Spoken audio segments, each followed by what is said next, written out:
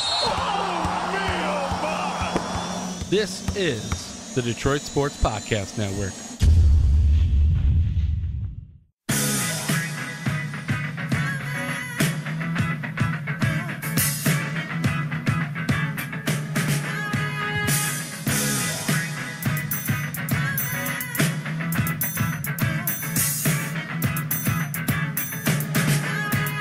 What is up, Detroit? You are back with another episode of the First Lady Show here on Detroit Sports Podcast.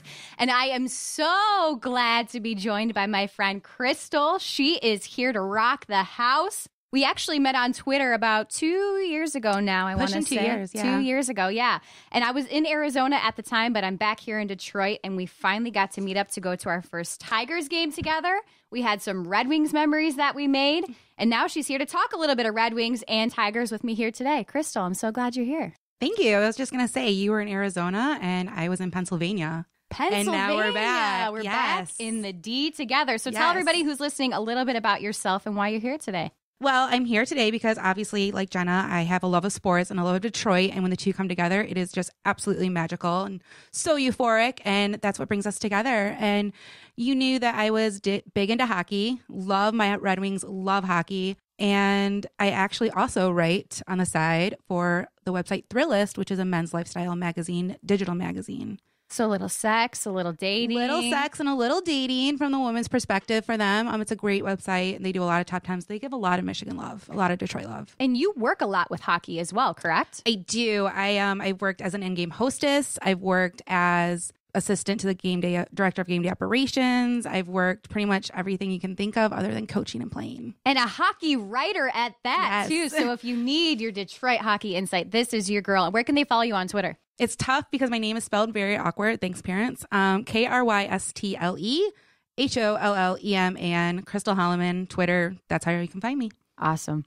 I'm really excited because, like I had mentioned, you and I actually met initially at a Tigers game. We were going to go together with my parents. We went to go pregame at Shelley's at the bar.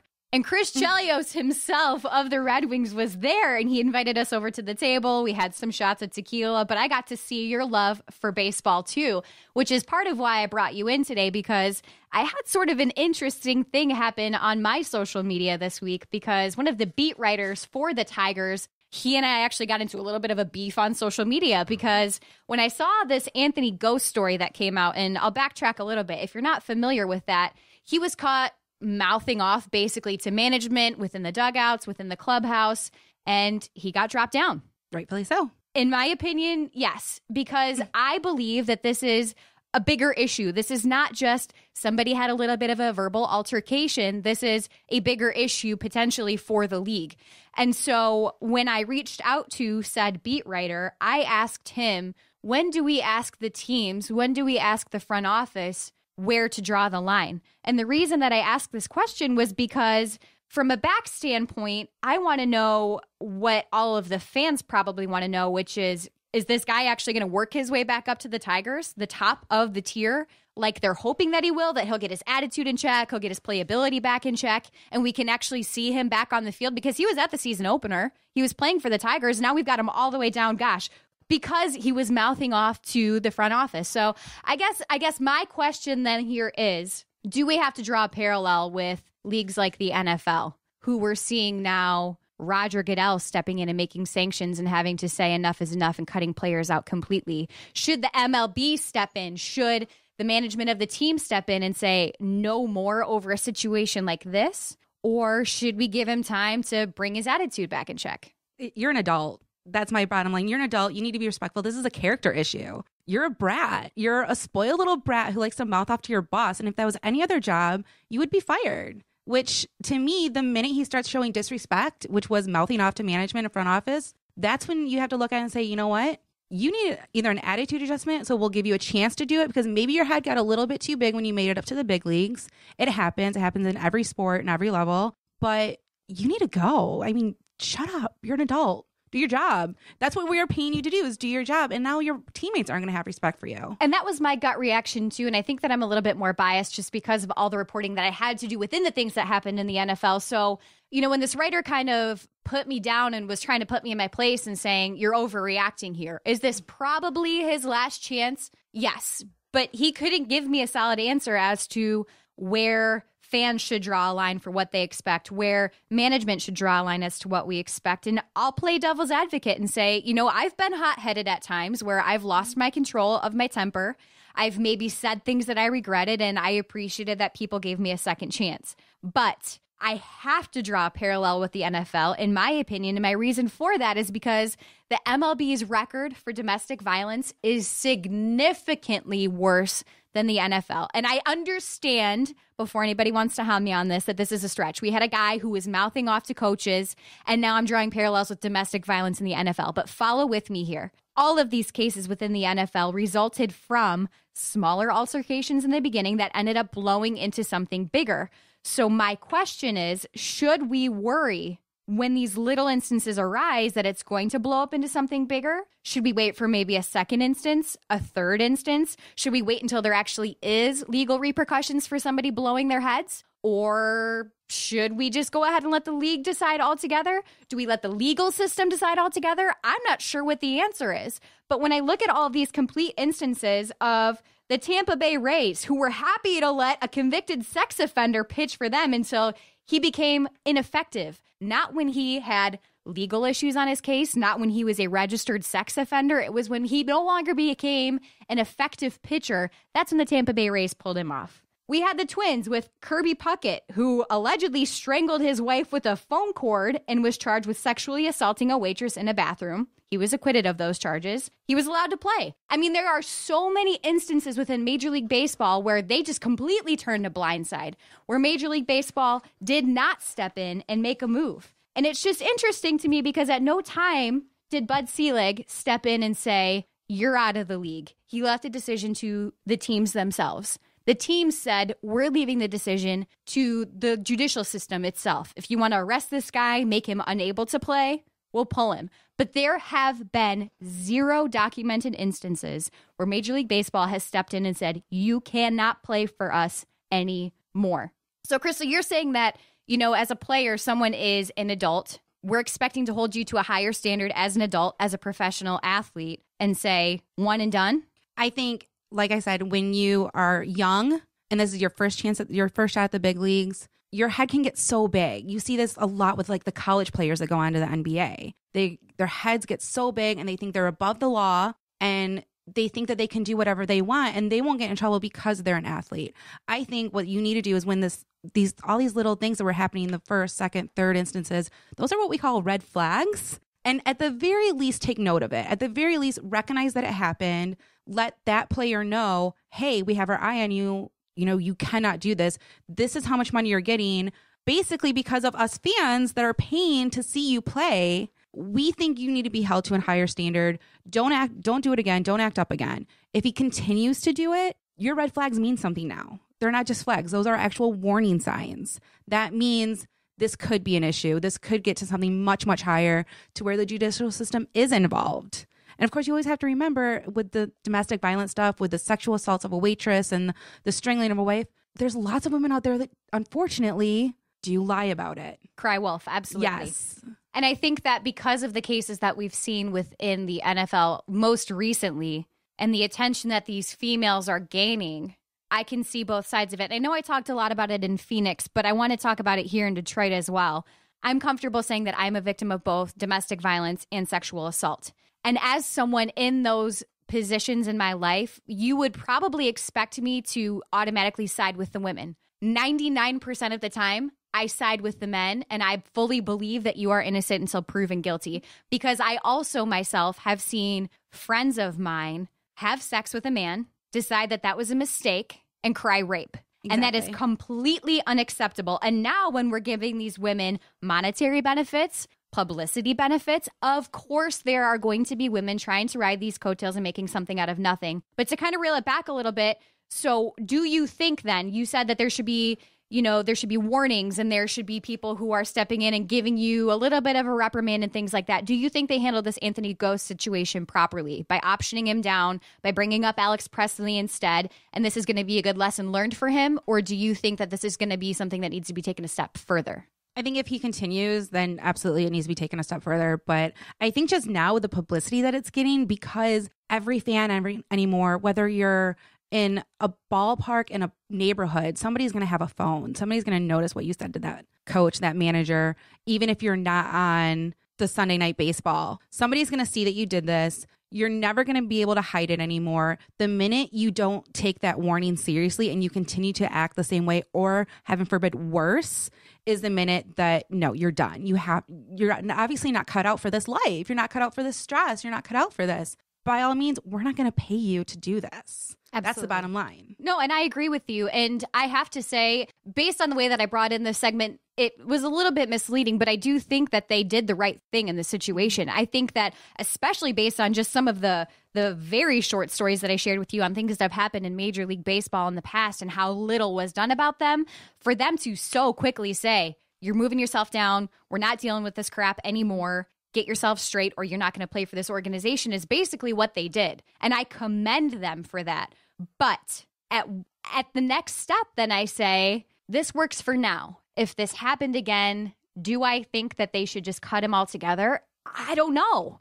That's what's so tricky about these instances. And that's right. What's so unfortunate about the way that you have to step in, because we saw it within the NFL. We saw it where you could beat your wife up in an elevator and receive a certain penalty, and you can smoke some marijuana and receive a certain penalty. And how do you weigh the two? It's like, exactly. it's a murky situation. And then you have to ask yourself, where does the league have to step in? Where does the law have to step in? How do I coincide my punishment with the law?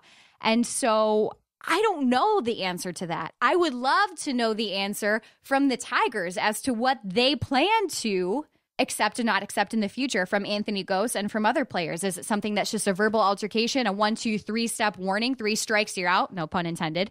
Does it have to be where, okay, you have the 3 strike system for a verbal altercation, but how about a physical altercation? How about a domestic violence situation? How about a sexual assault situation? Do you think then, Krystle, that there should be a set guideline book, almost like a legal law system for each league, for each team, that says if you do X, Y will happen. If you do A, B will happen. Or do you think this should just be a case-by-case basis? I think every league, every of the 4 major leagues in America need to look at each other and be like, how are we handling this? Because every little kid is looking up to these players and saying, I could be that one day. And like you said, it's going to go from a verbal altercation to a physical to domestic to sexual. Like, that's how it's going to go if you don't stop it right away. I agree with you that I do think that they did the right thing, because comparing an assault in an elevator to an argument between 2 grown men, you can't exactly parallel that. Not even close. There is a connection between the two.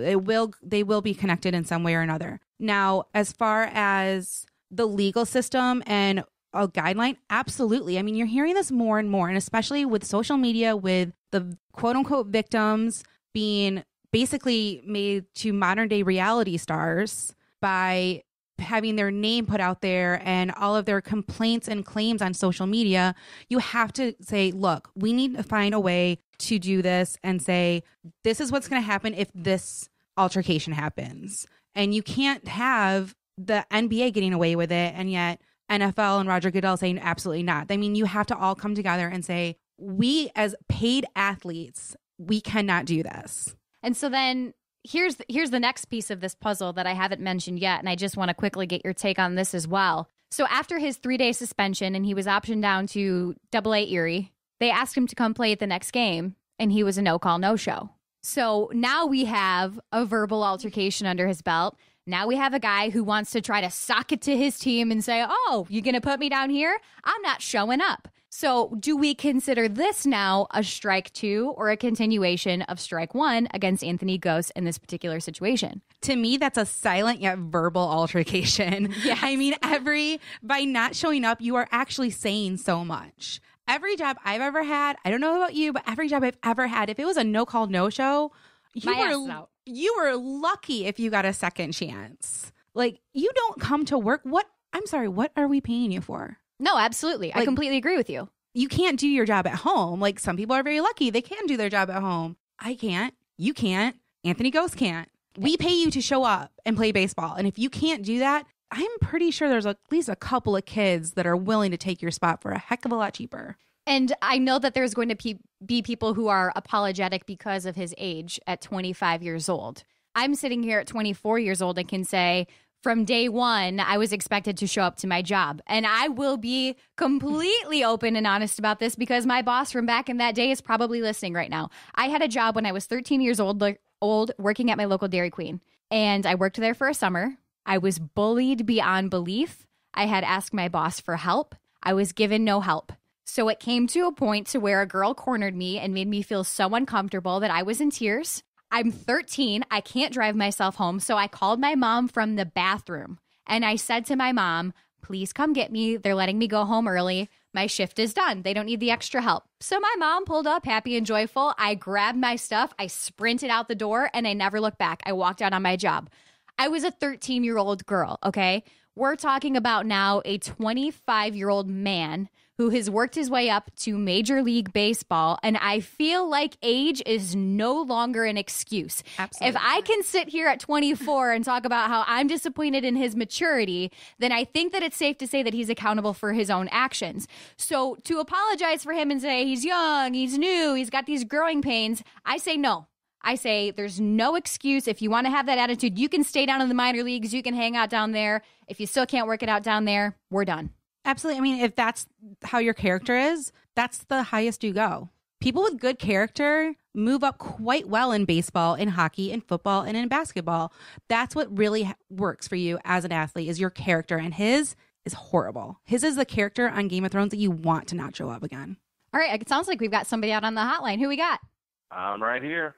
This is Jenna with the First Lady Podcast. Who am I talking to? You're speaking to the Snowman, coming to you live from Indiana. Snowman, how are we doing today? What's up, man? First of all, love your podcast. Thank you. Second of all, you're absolutely right about sports and character being one and the same. People need to grow when they get a chance, when they get called up to the big show, no matter what league it is or what sport it is. They need to be ready to perform, and they need to have the mental capacity and the mental attitude to do what they need to do, period.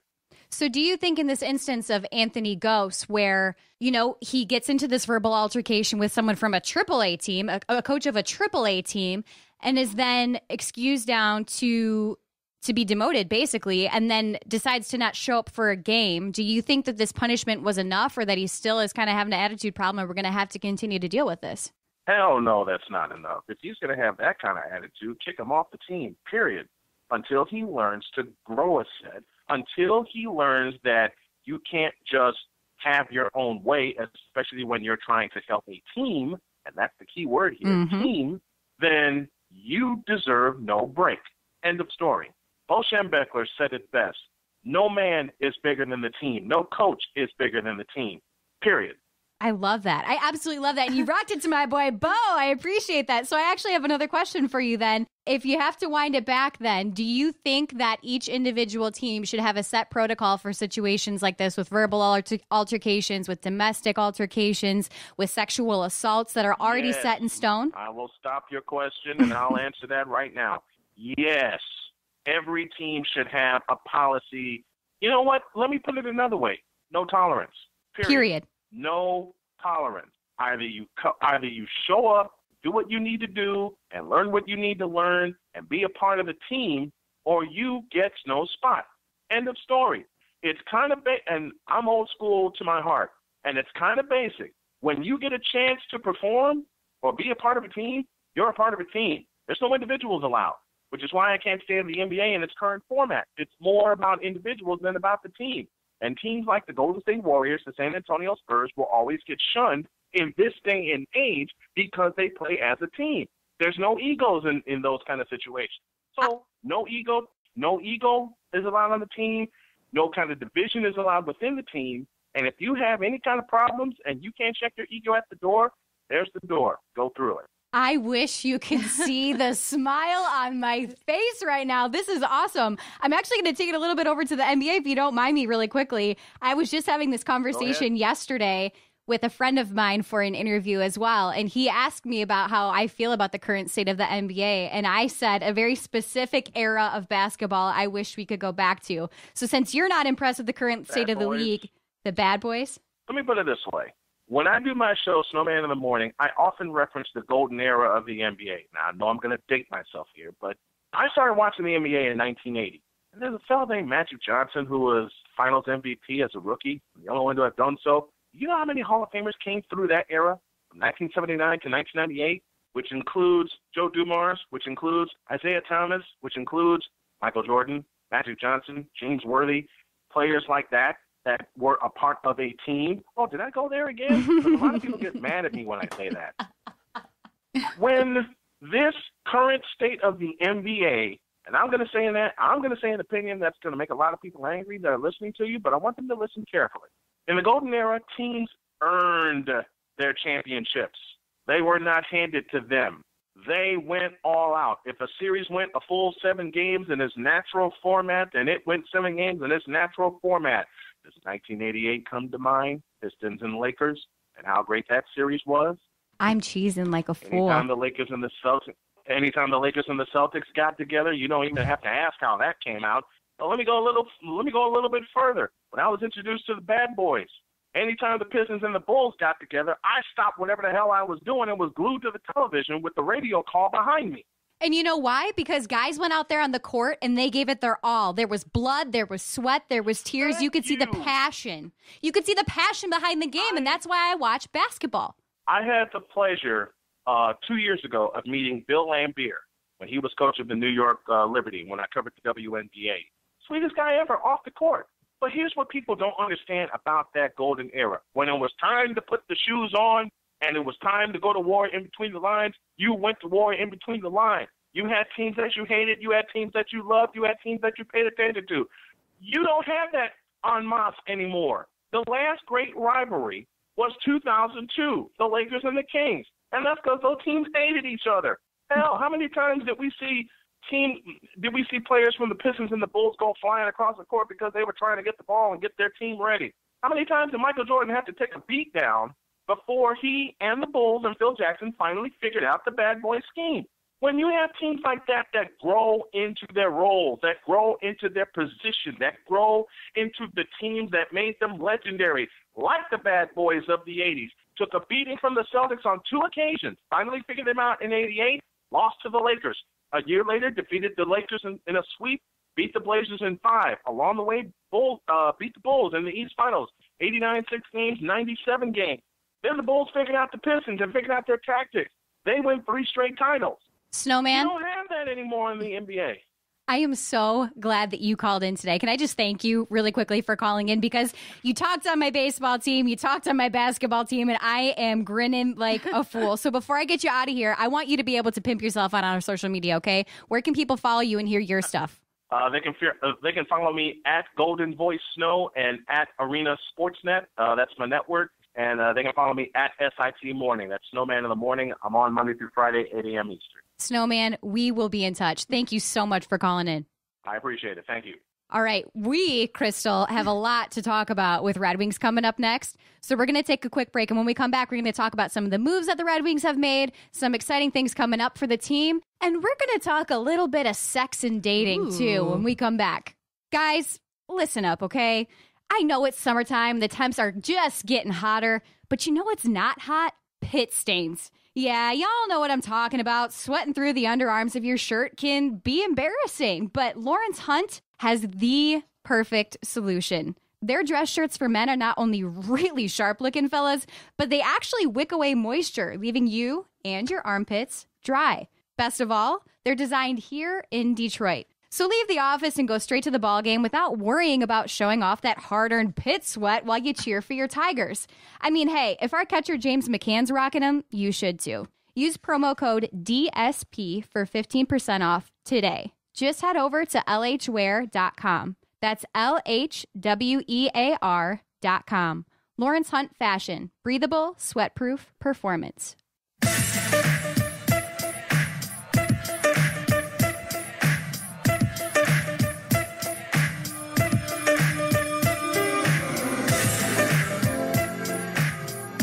You are back with the First Lady Podcast. I'm Jenna Jones, and I am joined by the lovely Krystle Holleman. Krystle, thanks for joining us one more time. Absolutely.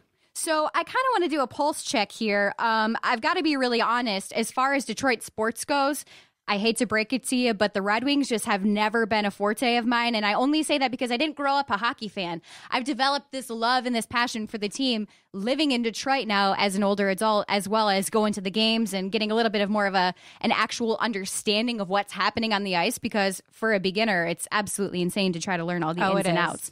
But I've got you now here to kind of help pull me in. So to start this segment out, I really want to just get a pulse check of what's happening with the organization, where things are headed right now, kind of just an overcap of where things are here in the offseason so far. Well, my Red Wings are your Tigers, and your Tigers are my Red Wings. Basically, I didn't grow up a baseball fan. I grew up a hockey fan. So we are the yin to the yang of each other. I love it. But obviously the biggest news for the Red Wings was Datsuk leaving. We all knew it was coming eventually, but to actually have it happen was just a little bit hard to handle, hard to deal with, because we never really wanted to prepare ourselves for what was going to happen, which unfortunately is something that we had to do but didn't. So training camps are going off good. Baby Bert, Tyler Bertuzzi, is becoming a viral sensation with his amazing moves up in Traverse City. But even with all of that, we don't know who's going to fill the void that Pavel left, and we're not going to know by the home opener. We're not going to know by preseason. We're not going to know probably halfway into the season. That's when we really feel the void that Pavel Datsuk will leave our team. So if you had to go ahead, and I mean, you don't have to answer specifically with one individual player, but if you had the perfect idea or vision for a player that you could create in your mind to try to replace Datsuk, who would you want on this team? I would want a combination of probably 4 of our current players. I would want a combination of Gustav Nyquist. I would want a combination of this new kid, Nielsen. Not a kid, he's 32. He's my age, for crying out loud. I would want Sheehan. He's really stepped his game up lately. I think he really wants to prove to himself and the fans that he is a good player for the Red Wings. And I would want Tatar to really solidify himself and make sure that, you know, he's here for the right reasons. He's here for a long term. That's the biggest thing with the Red Wings too, is we want somebody that's going to be here for a long time. And so that with that in mind, then we now also have to pick a second alternate captain. We do. So where do we start with that? I would say the obvious choice from what I'm hearing from some of my hockey sources and a lot of people is Abdelkader. He was an alternate captain at Michigan State. He is Michigan boy. He's fairly young. He's 29. He just turned 29 earlier this year. He is a good candidate, but you have to remember what the role of the alternate captain is. Captains and alternate captains are the only ones that can talk to the officials on the ice. Abby, I don't know if anybody else notices this, and maybe it's because he's a Spartan, but he's a little bit of a hothead. If anybody remembers the end of Game 2 against Tampa Bay in the most recent playoffs, he can lose his cool very easily. You want that because it shows passion. You want that because it shows commitment, and it shows that Detroit grit, but you also want somebody who can remain calm like Datsuk could. Do you think that his recent public speaking opportunities that he's had recently, because I know he's been speaking a lot with media after the games and practices, that this is a good practice for him to be able to carry himself in that situation? I think he is getting better. I think that the Red Wings organization is most likely grooming him for this opportunity. Other than Abby, the next guy that has been coming up a lot, which I don't agree with, is Larkin. I mean, believe it or not, he only has a couple more weeks of being a teenager. He's going to be 20 at the end of this month. And he is still too young, I feel, to take on this role. Whereas Abby, being 29, I think he's given a lot to the team already. He's a fan favorite by far, a huge fan favorite. And I think that Larkin will eventually be an alternate captain, if not captain, at some point in his tenure with the Red Wings.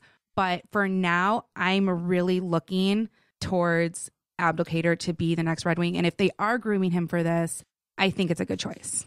So that said, I mean, I know that Larkin is going into his second season. He is young. What kind of timeline would you see to be able to have him have a letter on his jersey? I would say well before he's 30, obviously. I would say maybe even within the next 5 years. Wow. I do. That's impressive. I do. So that being said, we kind of have our alternate captain opportunities that are kind of coming into light here. We've got all kinds of moves being made, though, too. Is that correct? I mean, I'm seeing that there was a little bit of a re-signing that may have happened within our team. That is true.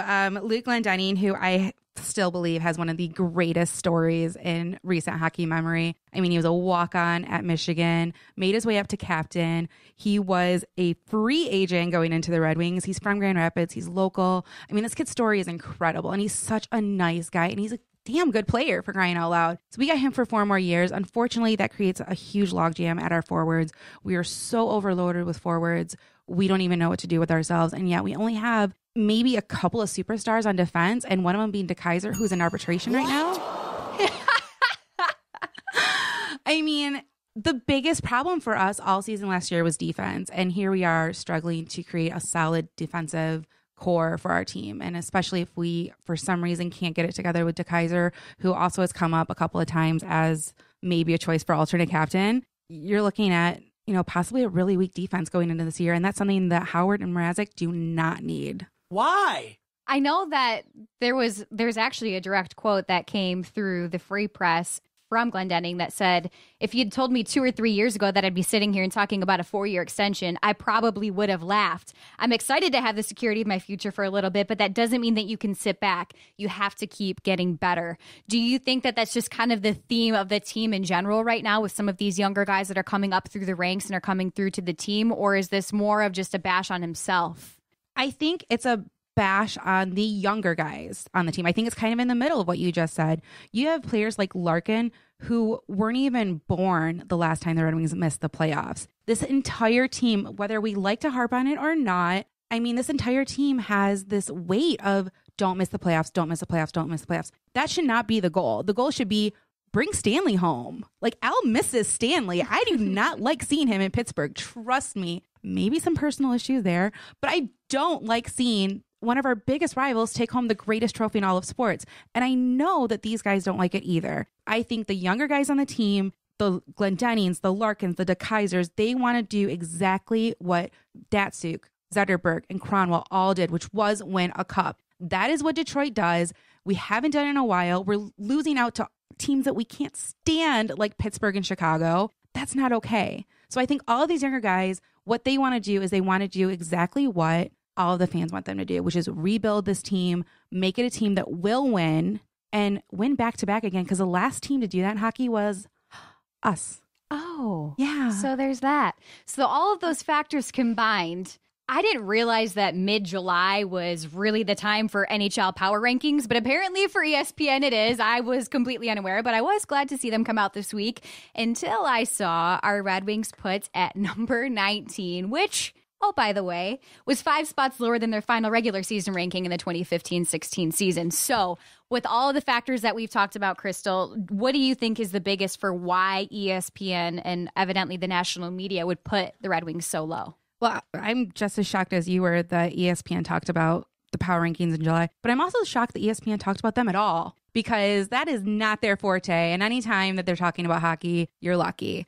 Now, the reason the Red Wings are down all the way at 19, and remember, only in the top 16 in final standings will make playoffs, I think a lot of it had to do with Stammer Watch. The fact that so many teams were under the impression that Stamkos was going to leave, and who was going to be the lucky child to get the golden ticket of Stamkos? Tampa Bay. Thank you, Stevie, for doing something so incredibly well that everybody hates you for it. Wah, wah. Now, we aren't the only ones that suffered in that. A lot of other teams were hoping that they were going to get them. They also didn't. So obviously Tampa Bay being number 1 is not surprising. What is surprising is a couple other ones is Florida. They are adding a lot to their line, though, including one of our old players, Riley Smith. But then you have the teams that we just saw, Pittsburgh, San Jose, Washington, Chicago, all of these teams that were in the finals and in playoffs. Nothing is too surprising here, but us being down that low, a lot of people always pick on the Red Wings anyway. And I'm not trying to sound like a crybaby Red Wings fan, sure. But they do. They do because we're where older players go to retire. We need to break that stigma and we need to say, no, we're where the younger players shine. When I was in Pennsylvania, the one thing that I heard was how jealous hockey teams or hockey fans, were of our farm team and our farm system. They were so jealous of what we had in Grand Rapids. We need to use what we have in Grand Rapids instead of having players down there for 4, 5, 6 years. That's not where they belong. That is where they wait in the wings, no pun intended, to come up to Detroit. Exactly. We need to use them. And when we need to use them is when we're looking at power rankings like this. How can we get from this number 19 behind the New York Islanders to the Buffalo Sabres? No, I mean, you're preaching to the choir here because I spent 3 years in Arizona where we have the Arizona, now the Phoenix Coyotes. Okay, Phoenix, now Arizona Coyotes. Yes, excuse me. See, hockey fans coming through. The bottom line is I understand where people view Detroit outside of Detroit.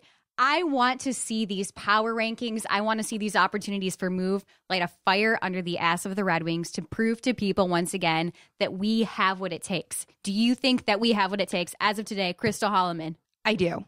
That's all we need to say. Because if I look at this and I see this cute little number 19, which is a great number, by the way, highlighted underneath Philadelphia, Buffalo, and Edmonton. Edmonton is where people and players go to just get hurt and never play again. Are you kidding me? We should not be below teams like this. Now, the teams like Tampa and Pittsburgh and San Jose, Washington, yeah, okay, they're great. They've got great players. They got great leadership. Those ones I understand. Being underneath teams like Edmonton and Buffalo and Philly, I can't. White girl can't. White girl cannot. White girl simply cannot. Do you know what white girl can do? White girl can bring the heat in the bedroom, which is why we are going to take a very, very, very quick break. And we are going to come back and answer your sex and dating questions with my self-proclaimed sexpert, Krystle Holleman. We'll be right back.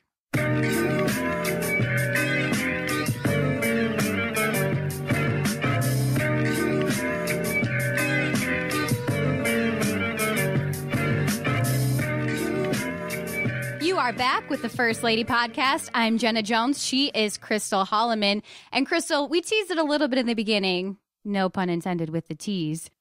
Tell me what you are doing with Thrillist right now, because I think this is so cool. So what I'm doing with Thrillist is basically I'm stepping outside of my comfort zone. I've been hockey focused for at least the last 5 years, going on about 7. And I decided to go forward with this application that a very dear friend of mine sent me for a freelance sex and dating writer for Thrillist. And if you don't know what Thrillist is, it's all over your newsfeed on Facebook. It's much like BuzzFeed, where they share a lot of stories, a lot of top 10s, a lot of best of, that kind of thing. It's primarily directed towards men. I sent in my application as an absolute joke. Really? A joke. My actual application, I wish I had it here for you to read. I talked about how awful I am at both sex and dating. Yes. And how it is literally the running joke in my friends circle, and that I'm awful at it. And every time I bring something up to my friends about my sex life or dating, they're just like, you should write a book. And I'm like, about how horrible I am? They're like, no, you have good ideas. You have good concepts. Just, you got to get it out there. Put it out there. When it came to Thrillist, I'm like, you know what? That might be a good platform. So that's coming up soon. I will be sharing my articles on Twitter shortly, so you can find me that way and read them and enjoy and learn a little bit. So you and I were talking once I found out that you actually had this opportunity with Thrillist, and we were kind of going back and forth with ideas of things that we could talk about during this segment. And I asked you if you had to sum up in like a 2-minute verbiage, how would you describe your worst date? Because I know that there are guys out there, based on what I'm seeing on social media and friends of mine, that want to have the perfect first date, and they're trying so hard and it just goes so terrible. So steer our audience in the right direction. What don't you do on a date? What is your worst date? My worst date is kind of weird because it was so long ago. I was, I think, 17 and he was 19. Okay. And we met at a hockey game. Go figure. He was like a student coach for my best friend's brother's, hockey team. And her mom hooked us up. Oh, he's cute. He's nice. He has a car. He has a job. All the things that your mom wants your boyfriend to have. We went to Frankenmuth for Snowfest. And if you don't know what Snowfest is, Google it and be sorry. Basically, we were going to go to dinner for their famous fried chicken and look at all these amazing snow sculptures. And it was going to be so nice and cute. And no, we went to dinner. And this poor little Bavarian waitress was carrying a tray of, I'm not kidding you, 30 to 40 ice cream sundaes. Oh, no. Those big oval trays. And something happened. And she dropped everything. And my date stood up and clapped. No, he did not. He did. He stood up almost on top of his chair and clapped. And I was almost as embarrassed for myself as I was for her. Oh, sure. I felt horrible. So we go and we just get out of there. I did not want chicken at that point. I wanted to just leave everybody that saw me with this guy that would do this. And we're walking around and looking at these awful snow sculptures. And I'm ready to go home. I want to go home. He is driving home. I live kind of off the beaten path, and there's no highway to get there directly. So we were taking back roads. This is in January in Michigan. We are driving, and he is behind a snow truck. You guys in snow. And he speeds around it and past it. And I was actually terrified for my life. Okay, so far we've learned don't clap for the poor waitress and don't be a speeding jerk. No, absolutely not. Unless, if she asks for that. Okay. Go ahead. But do not endanger my life. Do not embarrass me and do not endanger my life are pretty good concepts to go with. Like, make sure you don't do those things. That's a pretty solid foundation. So guys, take note. Okay. We're states. Don't do these things. For myself personally, I'll keep mine super short and sweet. I was seeing this guy for probably about a month. We went on a few dates. I'm really into this guy. I was so bold as to call my mother and say, I am going to marry this man one day. He's family oriented. He's charming. He's attractive. He likes sports. He's very muscular. He's rugged. He's outdoorsy. He loves Jesus. I'm going to marry this man. Watch me, Mom. And the next day we went out on a date and we decided to go bowling. We're having a great time. All of his friends are there. And all of a sudden, like a movie scene, this woman is walking towards me very briskly, very intently, very much motivated, grabs my man out of my arms and says, "Who the hell is she?" More importantly, "Excuse me, ma'am, who are you?" "I'm his girlfriend. Who are you?" Okay. You know what, honey? I'm seeing what's happening here. You can have him. Have a nice day. So long story short, that was where the two of them had a bowling league that they participated in on a weekly basis. And he took me to where he and his girlfriend had a bowling league together. If you're going to cheat on somebody and you're going to be that stupid, at least try to step your game up a little bit and get a little more creative on your date ideas. So that's my tip to you fellas. If you're going to go ahead and be crazy, be crazy. I've actually got an interesting question here that I want to ask you, Krystle, because I know that you're going to have lots of fodder that you're going to be looking for as you're writing these articles. And I'm going to keep the guy anonymous, but this question was a little bit interesting to me because he's a married man. Okay. Happily in love with his wife. They have a very open and honest relationship, but he has said that she's been hinting towards having a threesome. And it's something that it's fun to talk about. He says it's a little bit of a turn on, but he's not sure how actually interested should be should the time come. So he wants to know how should he continue to bring it up in a healthy way with his wife, as well as how do you think that he should go ahead and then try to initiate something like that? And this is coming from not you as a sex therapist or anything, but you as a human being, Krystle. How do you think he should handle a situation like this? The very first thing is find out if she's only hinting. Okay. Find out if she is serious. If she is serious, then you have to find out, okay, do you want to bring in another female or do you want another male? Because that question leaves it very open-ended for me. If you do want to bring in a third person, whether it's a male or female, my one idea for you, my one tip for you, make sure it is not a friend or family member. Sure. Make sure this is somebody that you will never talk to again. And if you do feel like it's something that you could keep going with, then perhaps you can contact them again. But if it's something that's going to go bad and go wrong, you want to make sure that you're not going to run into them at your local Starbucks. I think that another huge question that comes into play is, do you already struggle with jealousy issues? Do you struggle with insecurities? I think that's a risky move when you bring in another person into a well-established relationship, because there have been instances where I have known friends of mine who have been in marriages and committed relationships where everything is great and then you bring in this extra element of surprise and things just fall apart unexpectedly because it is a completely different sexual relationship at this point. So I would say, number one, take a look at your relationship, make sure you have a sturdy foundation personally. And number two, and maybe even the most important part, is open communication and honesty throughout the whole process with your partner, with yourself, and then with your third partner that you're potentially going to bring in. Clear expectations as to what's allowed, what's not allowed, what you're comfortable with, what you're not comfortable with, and are we ever going to see or talk to this person ever again? Like you just said, I think that's super, super important. If you'd like to go ahead and call in, you can do so on this hotline, but I think we're going to go ahead and wrap it up pretty quickly because, Krystle, I'm really excited to go ahead and read this article from you. Where are people going to be able to find your stuff online? Well, we've always interacted a lot on Twitter. So if you're following Jenna or the show, you can find me in all of our interactions. But Twitter is just my name, KrystleHolleman. That's where I will find everything. I'll put everything out there on Twitter, all of my Thrillist websites, all of my thoughts on the Red Wings. All of that can easily be found on Twitter. And then Thrillist as well. Where will people be able to read your stuff there as far as Thrillist social media? Do you know that? Just Thrillist.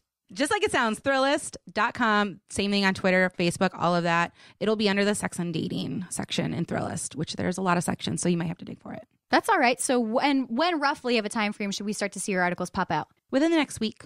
Okay. Yep, I'll have it done. I'm working a hockey camp next week, so I'll have it done by the time I'm out there. All right. So we're going to wrap it up. I want to get out of here because I want to watch the opening to this 3-game series against the Kansas City Royals here in Detroit with our Tigers.